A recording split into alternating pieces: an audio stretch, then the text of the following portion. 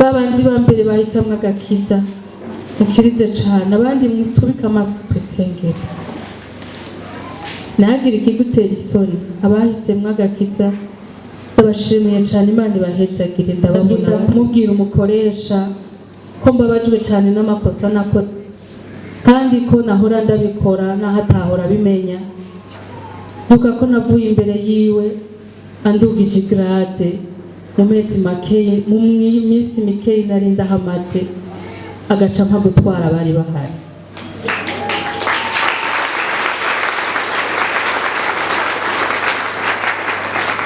abemeye gusiga amafi Yesu arabakorera ibitangaza abemeye gusiga amafi ega ni waba yaguhaye kuyaronka urashaka kuba mu buzima bw'ibitangaza uruhutse bw'irya mpore twamye tuvuga kwa Mungu heruka nuzi Yesu arakugirira neza ufata ingingo ku basanzwe bakijijwe ufata ingingo ukaba uri kuraba mu buzima nawe butagutangaza mu buryo bw'Imana babara uboroge ubwo buzima ntibubaho muri Yesu utegerezwa kuba mu buzima butangaje tuguma twumigwa tukaririmba nk'abasazi ariko si ubusazi tuba turuhutse mu mwami nimba utari kuraba mu buzima bukumiza bugutangaza rondera igitariko kiragenda neza gusiga amafi si ukubika amadiplome yacu gusa hanyuma ngo tuze gukorera Yesu mu isengero iminsi yose si ibyo byonyine iyo uri umudandaza ukanga gudandaza mu buryarya ukadandaza n'ubuzani utabesha ukemera guhera izo nyungu mbi iyo uri umudandaza ukanga kugarura abantu mu buryarya ukanga kudindizanya nabo mu buryarya ibyo wemeye guheba umurindire Yesu uzoraba ibyo azokora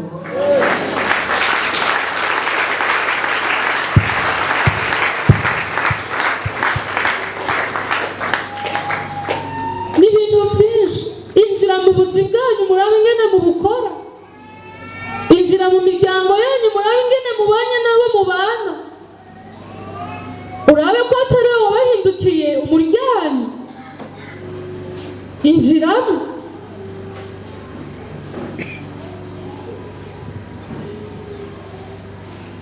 abasesagura itunga ry'umuryango mukibagira guhesha Yesu icubahiro muhiri wanyu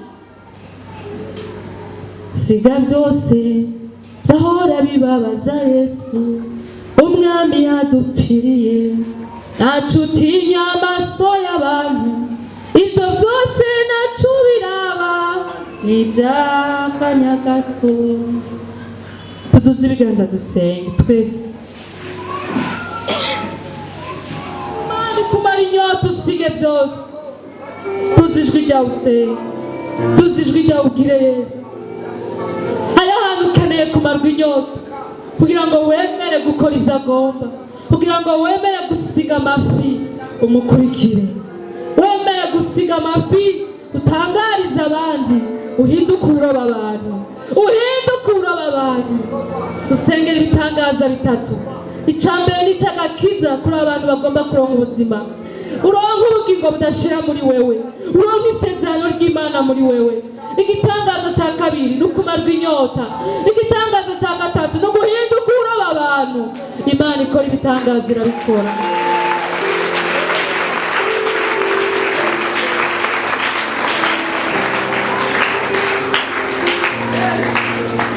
nuwasigaye mu kibanza yumva yovuganira isengesho hamwe n'aba baje imbere abikore yizeye Imana iramugirira ubuntu dusenge na mwebwe muri hano imbere n'abariko barabikurikirana mu buryo bw'imbonesha kure canke mu buryo bw'ubuhinga bundi bw'ivyuma dusenge tuti mwami Yesu Kristo ndagushimiye imbabazi zawe ni wewe wenyene umara inyota ni wewe wenyene wazutse mu bapfuye none mwami Yesu ndizeye ingene wabambwe ku musaraba kugira ngo nkiri ibyaha byose ndizeye ingene wabambwe yabambwe ku musaraba kugira ngo ntabarwe nkiri urupfu rw'ibihe byose.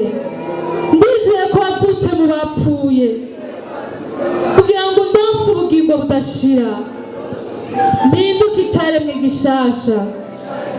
Ndakwakiriye mu buzima bwanje, umutima wanje ndemeye kuri Imana. Ndakwakiriye nk'umwami n'umukiza, umugaba w'ubuzima bwanje. Ndakwihereje, ndakugabiye icyo mfise cya mbere cy'agaciro. Ndakwiyeguriye ungaba unganze, ntakagira ikindi na kimwe kinganza atari wewe. Yesu wacu umara inyota kandi umpindure uroba abantu. Ndabigusabye nizeye, unkureko ububasha bwose bw'umwiza, unkureko kahise kabi, unkureko intege nke, ibyaha byose ndabyihanye. Ngirira imbabazi mwawe, ndizeye amaraso yawe kandi ndagusabye anyoze kuva aka kanya. Ndatuye ukunesha ibyaha byose, ubuzima bwanje n'ubugororotse. Kuva aka kanya ntanguye ubuzima bushasha bw'abantu bubaha Imana bwawe. Yesu urakoze, unyuhagire umwanda wose, usukemo mpwemu wawe, akorere muri jewe. Ububasha bwakuzuye mu bapfuye bukorere muri jewe. Ndabyizeye kuva ubu nyene kandi ndizeye ko nkijijwe, ko ntabawe. Nzogukorera, nzoguhesha icubahiro ubu n'imyaka yose. Amen.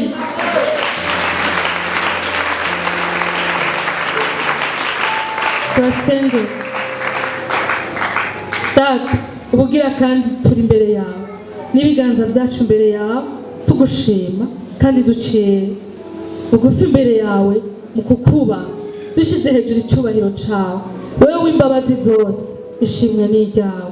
Turagushimiye abantu ugiriye neza, ukabaha mwami gutahura ubunyabyaha bwabo no kumenya ko bakeneye imbabazi. Babasengeye mwami, mpwemu yera ubazeko, ububasha bwawe bugendere muri bo, imbabazi zawe zibazeko, amaraso yawe abuhagira imyanda yose.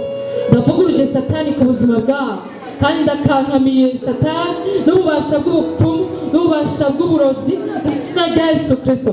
Ndakankamiye ububasha bw'impwemu mbi ziyereye ziteza abantu ibyaha mu izina rya Yesu Kristo, ziteza abantu indwara mu izina rya Yesu Kristo. Ndabihindiye hanze ku buzima bwabo mu izina rya Yesu Kristo. Imitwaro yari bari ku bitugu ikoroke, ibyari bibaremereye bibaveko, imitima yabo iruhuke, amahoro yawe aze mu izina rya Yesu. Urakoze mwami, ndizigiye ubuntu bwawe, ndizigiye ububasha bwawe. Turatuye ko bahindutse abana b'Imana mu izina ryawe ryera. Ndatuye ko bahariwe mu izina ryawe ryera. Ndatuye ko batabawe kandi mwami, sengeye umuntu wese ariko arasengera isengesho, agakiza kawe kamuzeko, imbabazi zawe zimuzeko, ibyari bibaboshe bibaveko, ababashwe n'akabarego kabaveko, ababashwe n'ubusambanyi bubaveko, ababashwe n'inzoga zibaveko, ababashwe n'urwango bibaveko, ababashwe n'ukurondera amarongo kubi bibaveko. Izina rya Yesu Kristo ndacagaguye imigozi yose yari bariko, akarondaronda akabika imiryango. Ingeso mbi z'abasekuruza nibiranduke ku buzima bwawe mu izina rya Yesu Kristo. Ibyabiboheyeko imyaku mibi, ibigenda bibabuza kuroranirwa, ndabisambuje ubushobozi bw'umusaraba wawe Yesu Kristo. Ndasenze indwara mbi zari zibariko, abarwaye indwara zidakira, abarwaye indwara zimaze nk'izikira, byose nibibaveko mu izina rya Yesu. Icyubahiro cy'Imana cyamamare ubu n'ibihe bitazoshira. We Mana ihambaye, sengera urugendo rwabo, baruze ruba urugendo rudacikira mu nzira, ariko baze bakubona imbona nkubone. Sengeye mwami Imana abantu bariko barasengera kumarwa inyota, bari barakijijwe ariko mwami bumvise ari ahantu bakeneye inkomezi zibabashisha kuva mwami mu vyabatuma bavyizingitiriramo, bakaguma ku kiyaga barobumenga bararonka ariko kandi bitabibagirira akamaro. Abandi nabo mwami Yesu Kristo bararushe, bararondeye biranga, ndabasabiye igitangaza, ndabasengeye ngo umwana uzobaha, ndabasengeye ngo ibyo uzobaha ntibize bibabuze kugukorera mwami, akazi uzobaha ikaze kababuze kugukorera mwami, ariko baze bagira ububasha bwo gusiga byose bakaguhesha icyubahiro mwami.